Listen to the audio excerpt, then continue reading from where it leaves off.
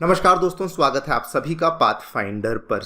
बांग्लादेश में जो क्राइसिस हुई है उसका अब स्पिल ओवर इफेक्ट अब हमें भारत के ऊपर भी देखने को मिलना शुरू हो चुका है। आप लोग यहाँ पे देख सकते हैं, जस्ट रिसेंटली खबर सामने आई है कि 600 से भी ज्यादा बांग्लादेशियों ने भारत में इल्लीगल तरीके से एंटर करने का प्रयास किया, लेकिन फॉर्चुनेटली एंड थैंकफुली हमारी जो बॉर्डर सिक्योरिटी फोर्स यानी कि बीएसएफ है, उन्होंने उनको बॉर्डर पर ही रोक लिया। ये वाली जो डेवलपमेंट है, ये खबर आज मॉर्निंग में सामने आई है, लेकिन ये डेवलपमेंट हमें कल शाम को ही देखने को मिली थी। 600 Bangladeshis attempt to cross into India's West Bengal, लेकिन they were stopped by the border security force. Now ये केवल एक छोटा सा इंसिडेंट है, लेकिन दोस्तों इस इंसिडेंट की जो इम्प्लीकेशंस हैं वो बहुत बड़ी हैं, और इसी के चलते जो नॉर्थ ईस्ट इंडिया है उसको अब कंप्लीटली हाई अलर्ट पे रखा हुआ है। बल्कि नॉर्थ ईस्ट इंडिया में टेंशंस और कंसर्न्स इतने ज़्यादा बढ़ चुके हैं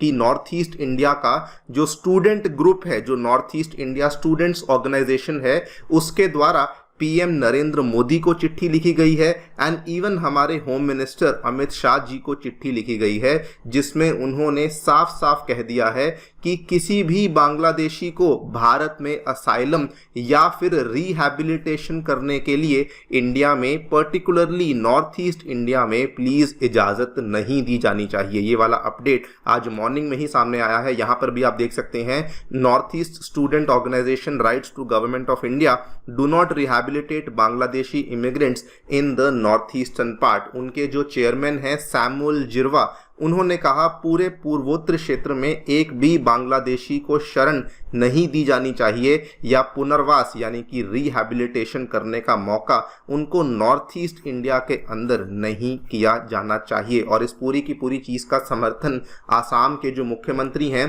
डॉक्टर शर्मा, उनके द्वारा भी कहा गया है। बल्कि उन्होंने यहाँ पर एक और कंसर्न भी रेस किया है।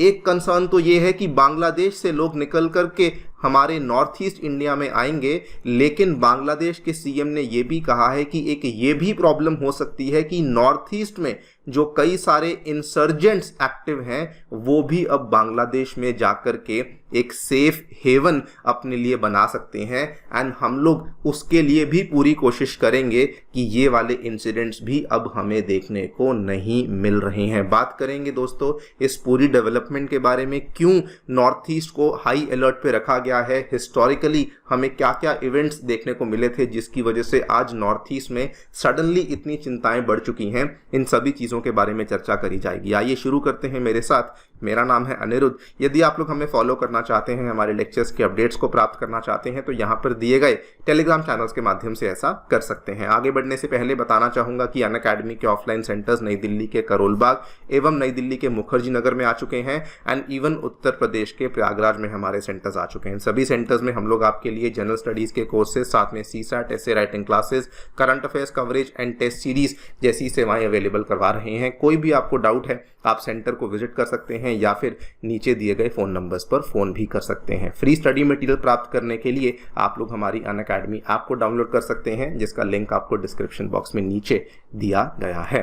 ऑल राइट, सो सबसे पहले जो कल रात को इंसिडेंट हुआ है उसके बारे में आपको बता दूं। 600 से भी ज़्यादा, एग्जैक्ट आंकड़े यहाँ पर नहीं है, लेकिन कहा गया है 600 से भी ज़्यादा बांग्लादेश से लोग हैं जो कि इंडिया में एंटर करने का प्रयास कर रहे थे, और उन्होंने बॉर्डर पे पहुंच के बीएसएफ के जो अधिकारी थे, बीएसएफ के जो वहाँ पे ऑफिशियल्स थे, उनसे रिक्वेस्ट करी कि प्लीज़ हमें इंडिया में आने दीजिए, बिकॉज बांग्लादेश में हम अपने आप को सुरक्षित फील नहीं कर रहे हैं एंड इसलिए हमें इंडिया के अंदर एंट्री यहाँ पे दे दीजिए। ये वाला पूरा का पूरा जो इंसिडेंट है, ये अगेन हमें नॉर्दर्न वेस्ट बंगाल का जो बॉर्डर लगता है बांग्लादेश के साथ, ये जलपाईगुड़ी का एरिया देखिए, यहाँ पर दोस्तों ये वाले एरिया में हमें ये इंसिडेंट देखने को मिला है, लेकिन बीएसएफ ने साफ साफ उनको इंडिया में अंदर आने से इनकार कर दिया। कुछ रिपोर्ट्स तो यहाँ पर ये भी कहती हैं कि ये 600 नहीं बल्कि 1000 के आसपास बांग्लादेशी हिंदूज थे जो कि अंदर आने का प्रयास कर रहे थे,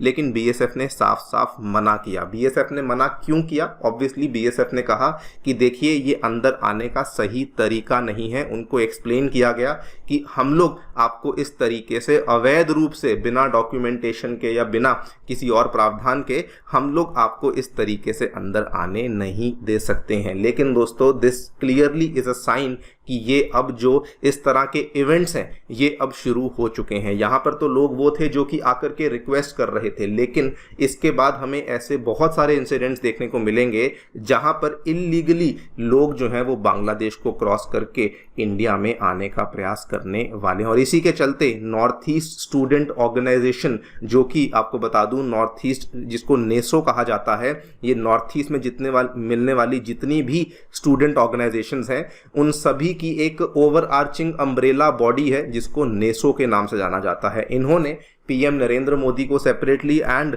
मिस्टर अमित शाह जो हमारे गृह मंत्री हैं उनको चिट्ठी लिखी है और कहा है कि प्लीज किसी भी बांग्लादेशी इमिग्रेंट को किसी भी नॉर्थ ईस्टर्न स्टेट में किसी प्रकार की शरण, किसी प्रकार का असाइलम या फिर रिहैबिलिटेशन करने का मौका नहीं दिया जाना चाहिए। इन्होंने यहाँ पर स्ट्रेस किया है कि जो इंटरनेशनल बॉर्डर है उसको स्ट्रिक्टली आप लोग वहाँ पे मैन पावर बढ़ाइए, पूरी कोशिश करिए कि किसी प्रकार की इलीगल इमिग्रेशन बॉर्डर से इंडिया में नहीं होनी चाहिए। इसके पीछे रीजन बड़ा क्लियर है। सबसे पहले तो रीजन आता है ज्योग्राफी का। अगर आप इंडिया बांग्लादेश का बॉर्डर देखें तो इंडिया का जो लार्जेस्ट इंटरनेशनल बॉर्डर है वो दोस्तों अनडाउटेडली बांग्लादेश के साथ है। लेकिन इसमें भी अगर आप नॉर्थ ईस्टर्न स्टेट्स का बॉर्डर देखेंगे तो 856 किलोमीटर का बॉर्डर त्रिपुरा के साथ लगता है। यहाँ पर देख लीजिए 856 किलोमीटर। उसके बाद लगभग 450 किलोमीटर का बॉर्डर जो है ये मेघालय के साथ लगता है, कुछ इस तरीके से। उसके बाद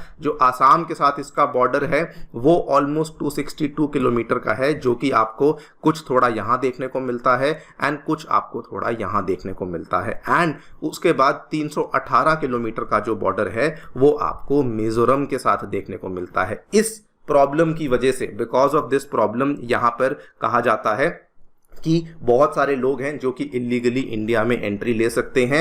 एंड इसमें एक एनवायरमेंटल रीजन भी है। बहुत सारा जो बॉर्डर है वो यहाँ पे पोरस बॉर्डर है जहाँ पर आपको निगरानी रखनी या मैन पावर डिप्लॉय करनी काफ़ी कठिन हो जाती है। इसीलिए कहा जा रहा है कि नॉर्थ ईस्ट इंडिया जो है वो फिलहाल पर्टिकुलरली वल्नरेबल बन चुका है।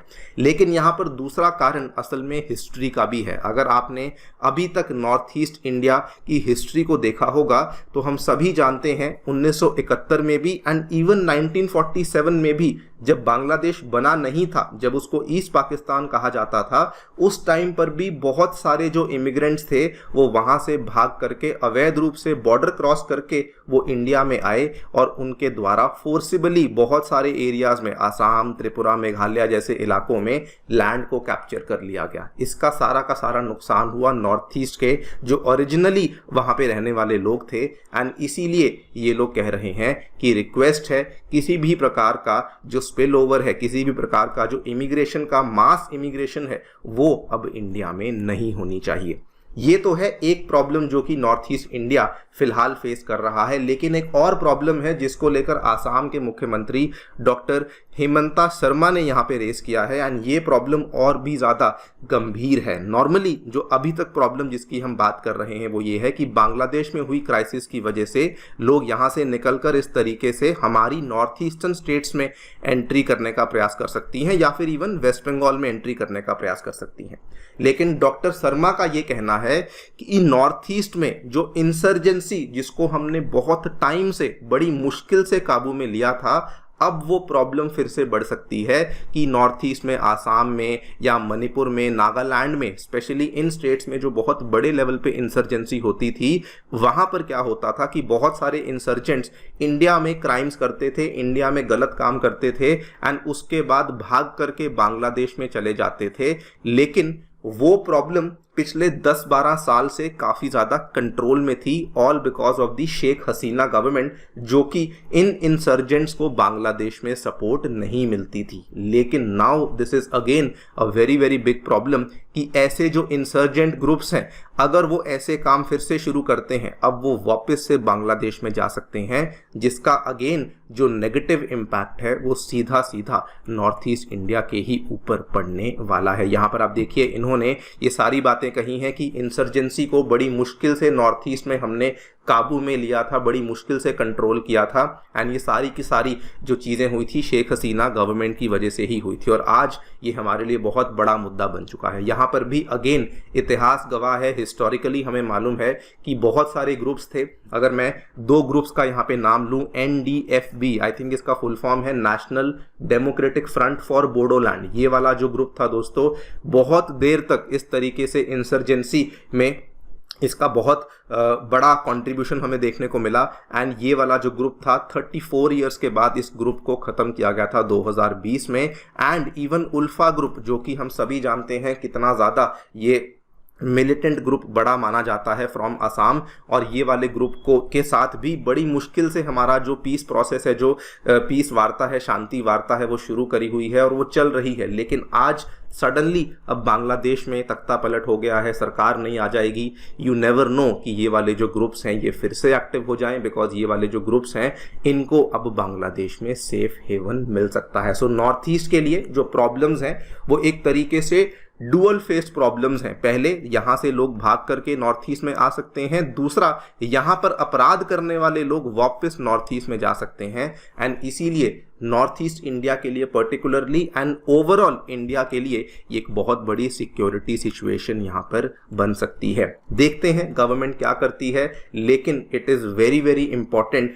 कि यहाँ पर जो भी हमारी बॉर्डर पे सिक्योरिटी है, जो भी बॉर्डर पे हमारी डिप्लॉयमेंट है, वो बहुत स्ट्रांग होनी चाहिए, सो दैट इस तरह की जो एक्टिविटीज़ हैं उनको हम लोग अब काबू में कर सकें। बाकी आप लोग जो भी सोचते हैं डेफिनेटली बताएं हमें कमेंट सेक्शन में। Thank you so much for listening, stay tuned and stay safe.